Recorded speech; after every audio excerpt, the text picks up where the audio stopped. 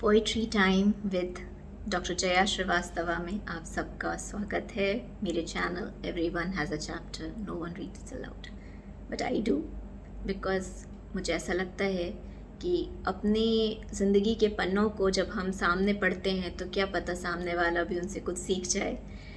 तो मेरी आज की पोइट्री का टाइटल है नाना जी की यादें।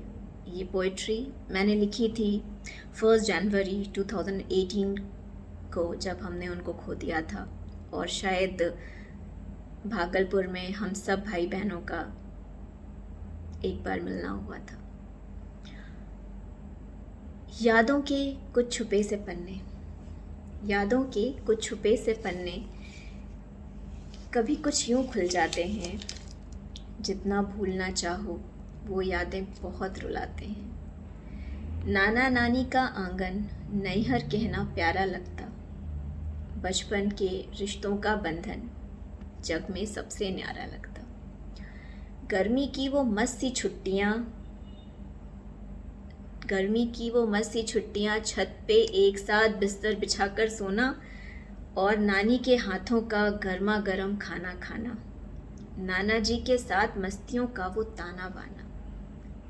धीरे धीरे बचपन जाने कब खो जाता है, मन में छुपे खजानों सा वो पन्ना कहीं गुम हो जाता है। बैठे साथ थाली में बासी चावल और सत्तू खाना, गर्म दाल चावल भी घी में उनके हाथों से सनवा कर खाना। पहली बार लिखा जो लेटर, पहली बार किया जो पूजन, उनसे ही तो सीखा था। चंदन घिस चालीसा पढ़ना कितना अच्छा लगता था। जीवन के ये प्यारे पलछिन चुपके से खो जाते हैं, कितना भी तुम भूलना चाहो याद बहुत वो आते हैं।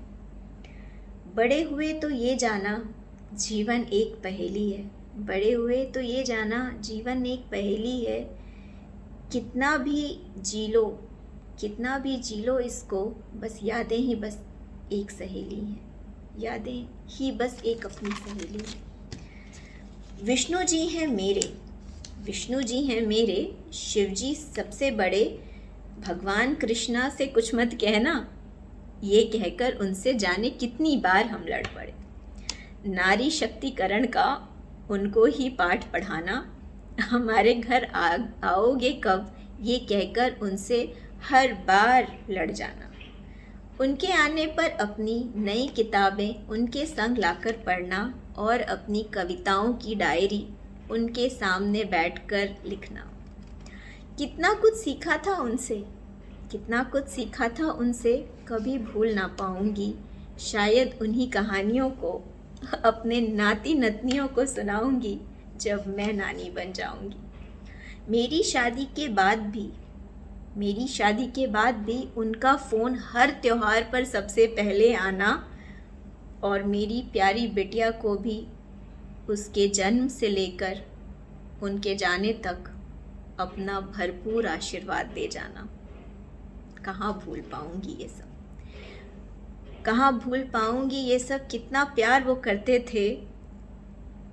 अब बस यादें हैं बाकी, हम इंतज़ार उनका करते थे। अब उस कमरे में वो भजन सुनाई ना देंगे, उनके उस पूजा घर में वो चंदन घिसे न जाएंगे। और 4 बजे तुलसी का आंगन साफ कर उनके पूजा की तैयारियां ना होंगी, जो नानी किया करती थी। अब वो प्यारी गर्मा गर्म थालियां ना होंगी। उनकी सीख रखूंगी हर पल, उनका वॉक से आकर दिया हुआ वो प्यारा वक्त हमें हमेशा ये याद दिलाएगा, ज़िंदगी चलती जाती है, जो चला गया वो कभी लौट कर नहीं आएगा। उनका दिया हर आशीर्वाद अपने पास रखूंगी, और कामयाबियों पे उनकी दी हुई सीख हमेशा अपने साथ रखूंगी। दीदी का उनको डैडू कहना, क्योंकि मम्मी डैडी कहती थी। हम सब भाई बहन भी वही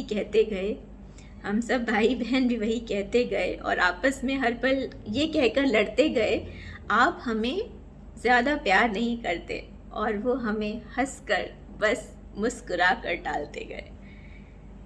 अब जाना है मगर उस हंसी का मतलब, अब जाना है मगर उस हंसी का मतलब, प्यार का सही में कोई पैमाना नहीं होता, प्यार का कोई पैमाना नहीं होता जिसे हम नाप सकें, जिसे हम नाप सकें और बता पाए कि इसका कम या ज़्यादा नहीं होता। जितना मिल जाए काफ़ी है, जितना मिल जाए काफ़ी है, क्योंकि एक दिन उतना भी अपने पास नहीं होता, क्योंकि एक दिन उतना भी अपने पास नहीं होता। Thank you for hearing me.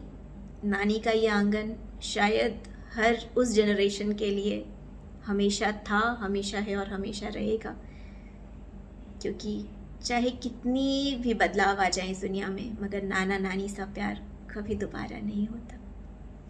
Thank you very much. Keep loving me, my channel, my poetries. Do subscribe and like if you like.